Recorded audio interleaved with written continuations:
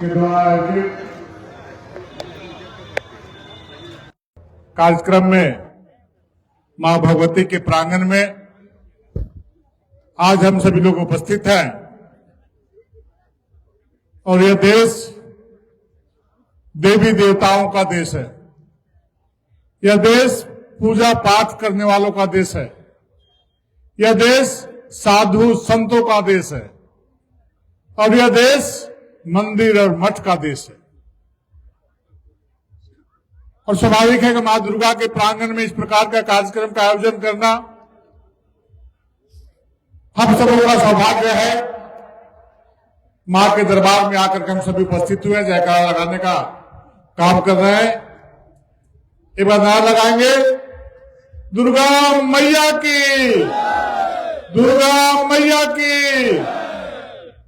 इस कार्यक्रम के अध्यक्षता कर रहे ग्रामीण जिला गिरिडीह के अध्यक्ष श्री रणधीर जी, महानगर गिरिडीह के अध्यक्ष श्री महेंद्र वर्मा जी, कैके बाद के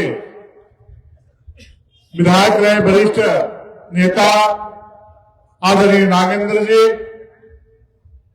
बहन स्वरूपा, बहन गांधी की लोकप्रिय जनप्रिय जमुआ की लोकप्रिय जनप्रिय विधायक श्रीमती मंजू कुमारी जी, भारतीय जनता पार्टी के प्रदेश के उपाध्यक्ष, काफी समय से संगठन को सिंचने का काम कर रहे हैं, वैसे आदरणीय बालमुकुंद शाह जी, विकास प्रीतम जी, पूर्व विधायक श्री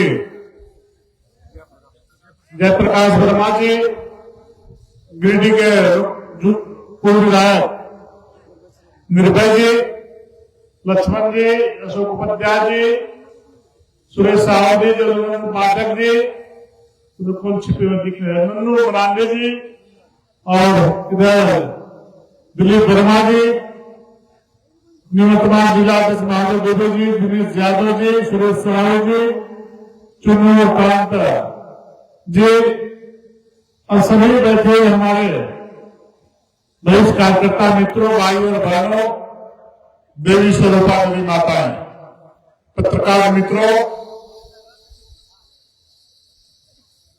आप सभी को याद है 1980 में भारतीय जनता पार्टी की स्थापना हुई और आज स्थापना हुए 45 वर्ष हो गए। और भारतीय जनता पार्टी एक ऐसी पार्टी है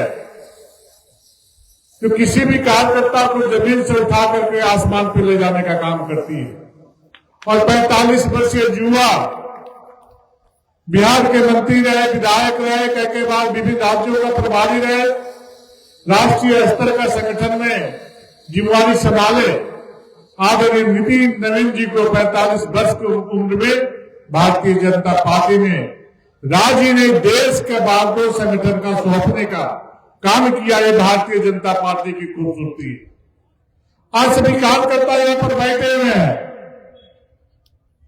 पूरा जीवन भारतीय जनता पार्टी के कार्यकर्ता सेवा के भाव से, सेवा के मन से, जो भारतीय जनता पार्टी का विचारधारा जो आइडियोलॉजी है कि समाज में रहने वाले अंतिम व्यक्ति के दरवाजे तक विकास की किरण को पहुंचाना है और उसके चेहरे पर मुस्कान लाना है। हम इसी प्रकार के भाव से लगातार समाज के विभिन्न वर्गों के बीच में हम पार्टी की आइडियोलॉजी को पहुंचाने का काम करते हैं। आपके साथ सभी जानते हैं कि भारतीय जनता पार्टी में कोई कार्यकर्ता ही प्रधानमंत्री, मुख्यमंत्री, प्रदेश अध्यक्ष, राष्ट्रीय अध्यक्ष, प्रदेश पदाधिकारी, राष्ट्रीय अध्यक्ष बनता है, जिला अध्यक्ष बनता है, लेकिन प्रक्रिया है। कोई जिंदगी भर अध्यक्ष नहीं रह सकता, कोई जिंदगी भर प्रधानमंत्री और मुख्यमंत्री नहीं रह सकता है। अब जरा विचार करिए, एक तो परिवारवादी पार्टियां, वंशवादी पार्टियां, दूसरी तरफ कार्यकर्ताओं की पार्टी। भारतीय जनता पार्टी कार्यकर्ताओं की पार्टी है। इस चुनाव संगठन के चुनाव में फिर से एक बार इस प्रकार का कार्य करके भारतीय जनता पार्टी का शीर्ष नेतृत्व ने देश को, दुनिया को बदलाने का काम किया है कि भारतीय जनता पार्टी कार्यकर्ताओं की पार्टी है। सोने के चम्मच से खाने वाले लोग ऐसी पार्टी में नहीं रहते हैं। जिसके मन मस्तिष्क में गरीब का सेवा का भाव होता है, जिसको देश के प्रति चिंता रहती है, देश के लोगों के बारे में चिंता रहती है, देश को हमको कैसे आगे बढ़ाए, हम दिन चाह रहे चाह न रहे, तेरा बन हम अमर रहे ना, इस भाव से हम भारतीय जनता पार्टी के कार्य को, पद्धति को, संस्कृति को हम बढ़ाने का काम करते हैं।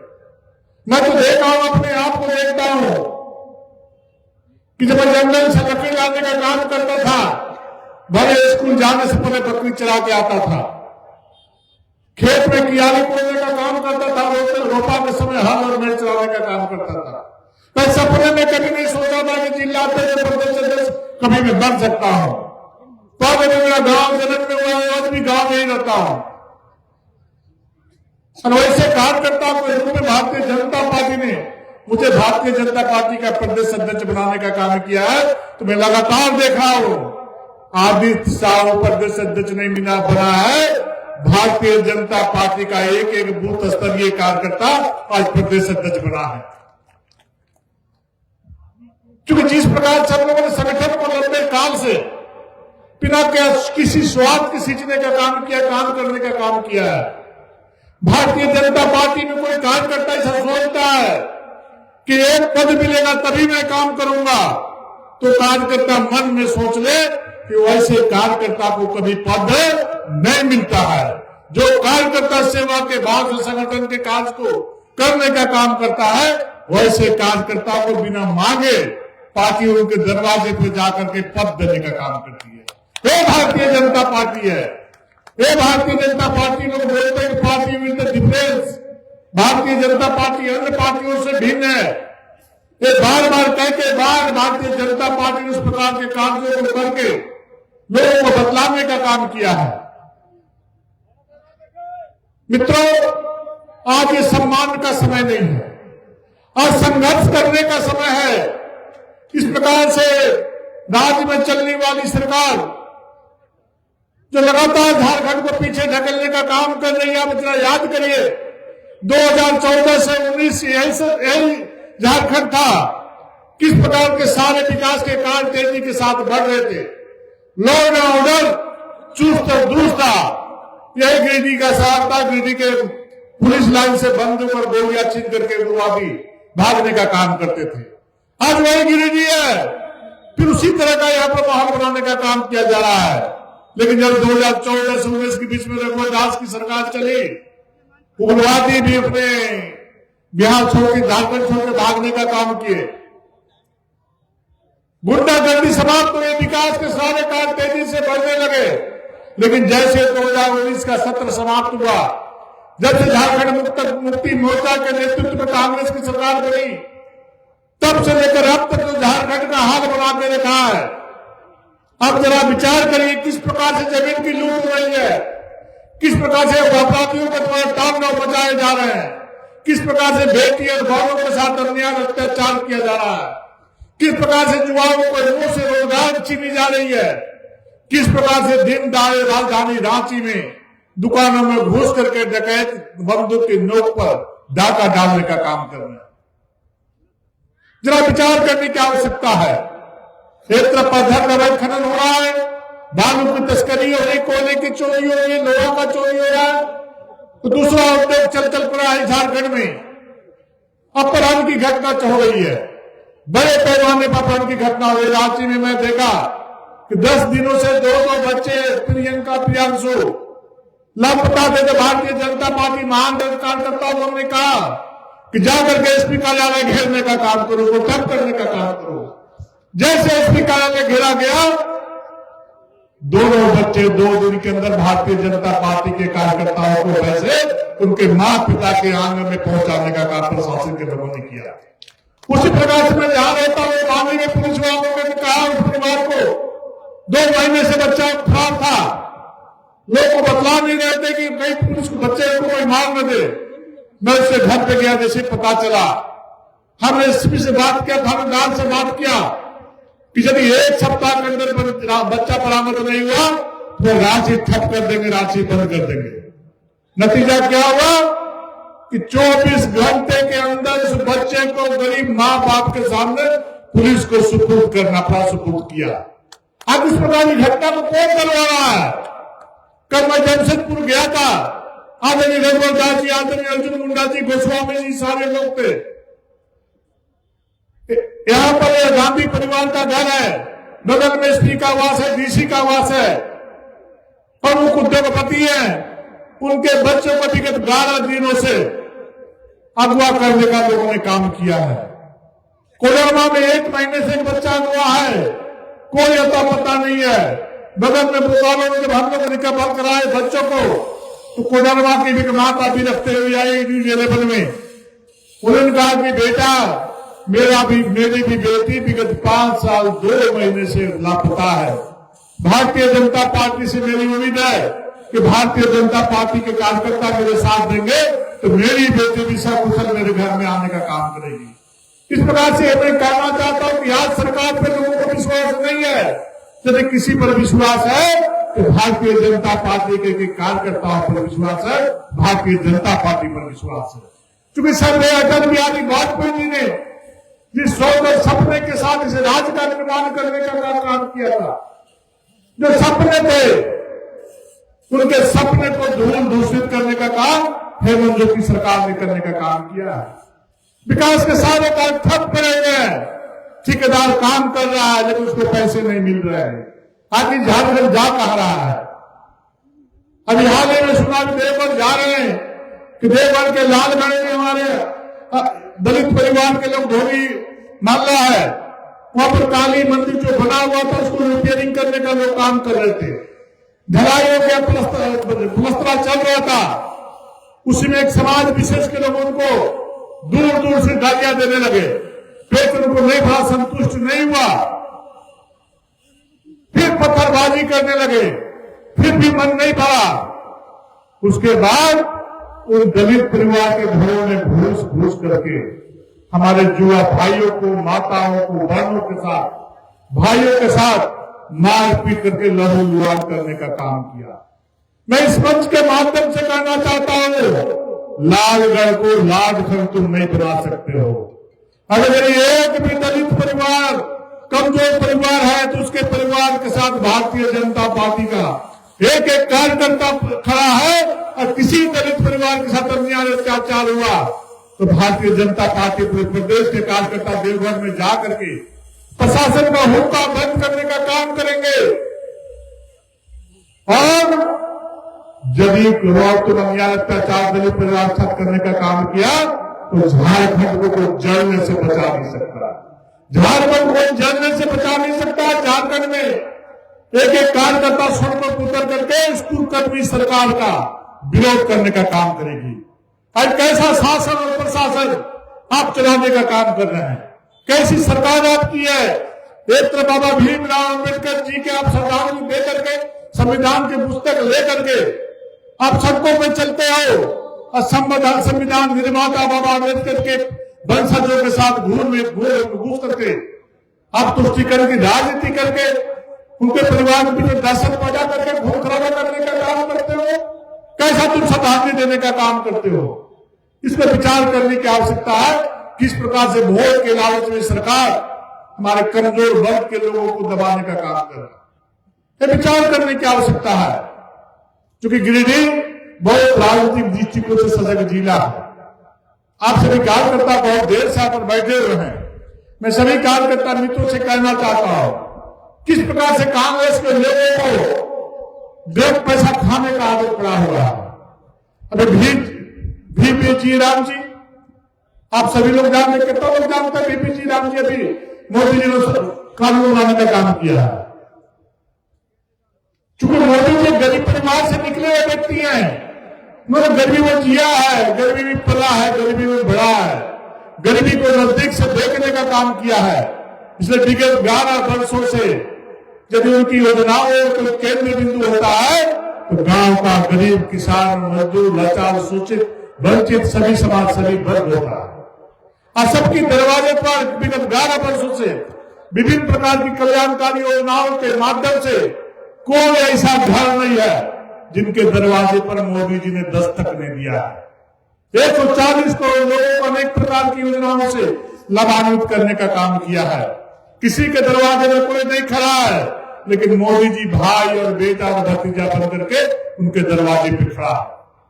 इस प्रकार के भाव से भारतीय जनता पार्टी का जो मूल मंत्र है, जो विचारधारा है, उसको जमीन पर उतारने का काम आदरणीय नरेंद्र मोदी जी कर रहे हैं। अब जहां भगवान श्री राम का नाम आता है, कांग्रेसी बिलबिलाने लगते हैं, वोट सूखने लगता है, चेहरा सूखने लगता है।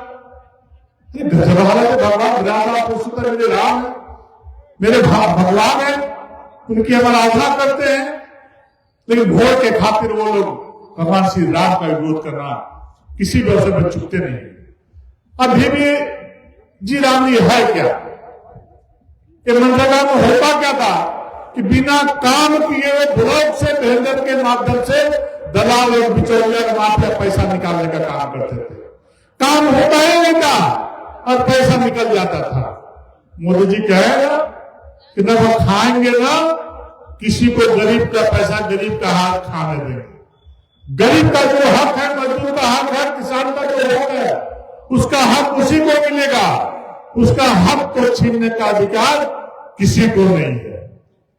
अब मनरेगा में जहां 100 दिन का रोजगार मिलता था, प्रधानमंत्री जी ने क्या कहा है, 100 की जगह में हम गरीब मजदूरों को, किसानों को, माताओं बहनों को, भाइयों को हम 125 दिन हम रोजगार देने का काम करेंगे।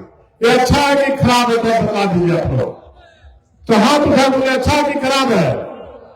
तो बताइए। इसका कांग्रेसी लोग विरोध करते हैं। आप जरूर कांग्रेसी मित्रों से पूछिए कि भैया 100 की जगह 125 दिन क्या गया है, फिर काहे विरोध आप कर रहे हैं? ये तो बहुत अच्छा काम है। चेहरा लटक जाएगा।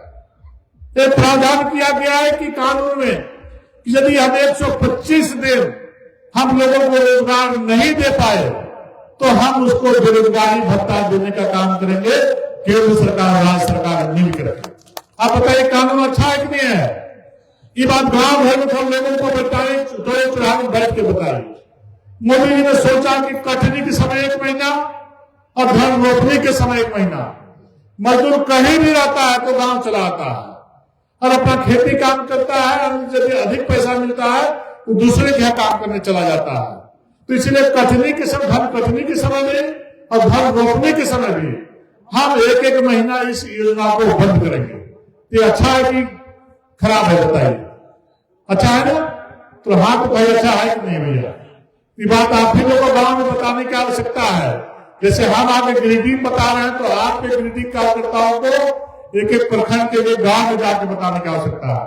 क्योंकि कांग्रेस बहुत मायावी है, बहुत छल है, बहुत कपट है, बहुत धोखा है, और जेलने वाले भी उसी प्रकार चलते हैं।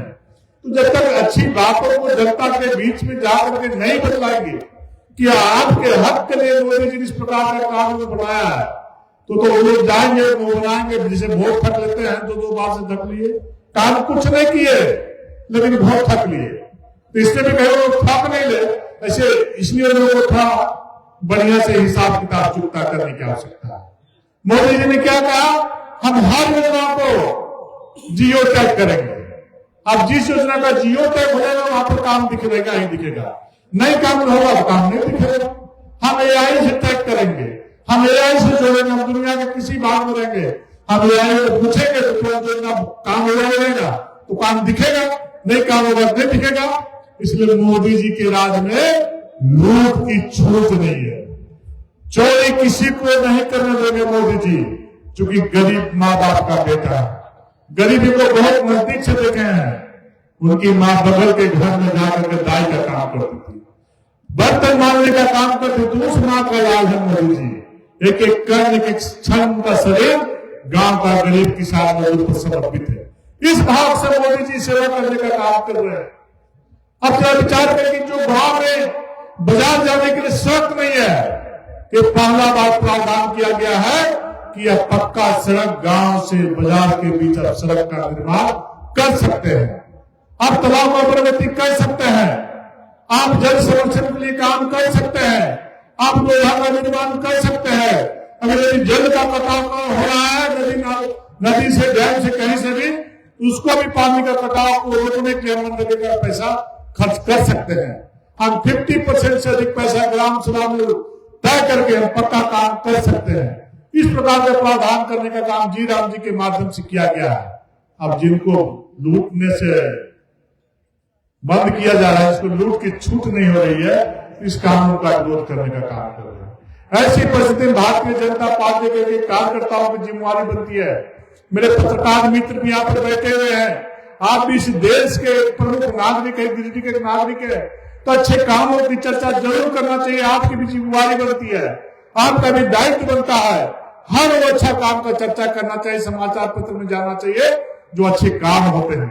अगर यदि अन्याय अत्याचार का विरोध नहीं किए तो अन्यायी का मन बढ़ता चला जाएगा और मेरे भाइयों के साथ अन्याय अत्याचार होता रहेगा। आप समाज के आईना है, आप समाज के दर्पण है, इस दर्पण को ऐसा दिखाइए कि चेहरा साफ साफ नजर आना चाहिए। क्योंकि भारतीय जनता पार्टी वही कहती है जो करती है।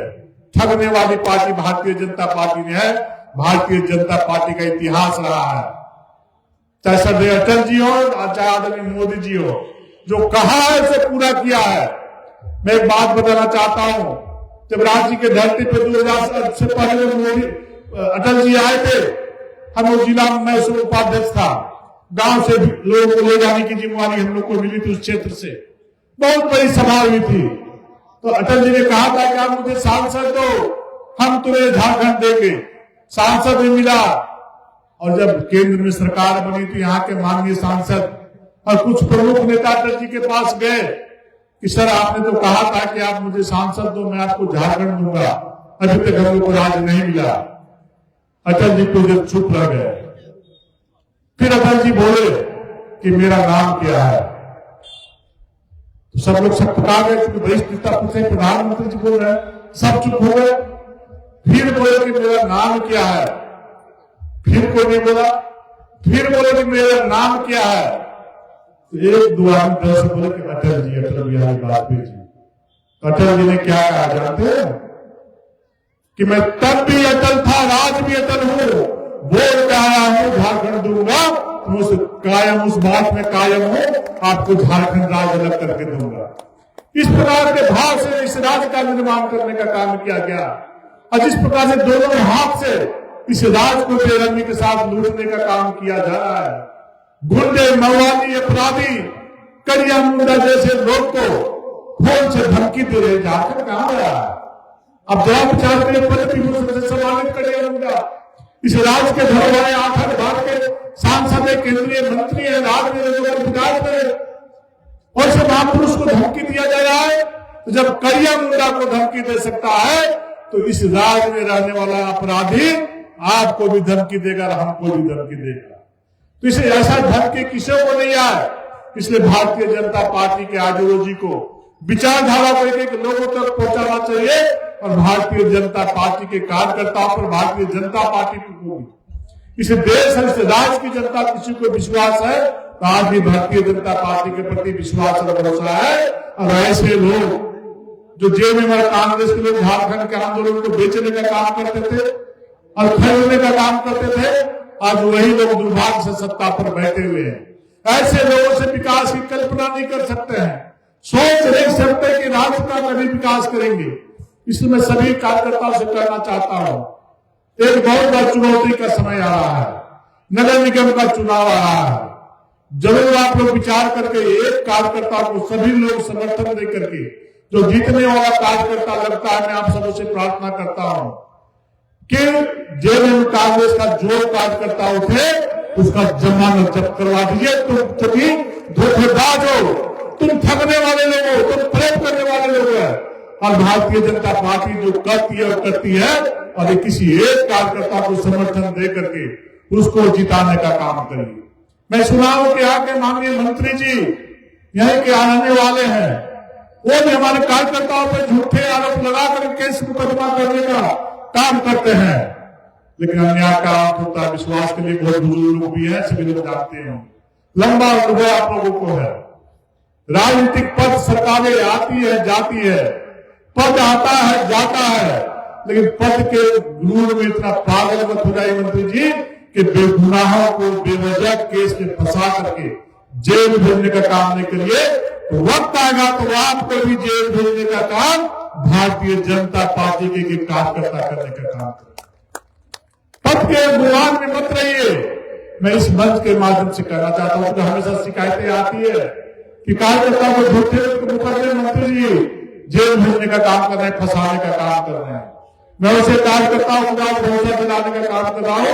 यदि कोई गलत मुकदमा करता है तो भारतीय जनता पार्टी झारखंड प्रदेश हाई कोर्ट का केस पर दम पे लड़ेगा आपका, और आपको बेल दे करके आपको सकुशल घर वापस करने का काम करेगा।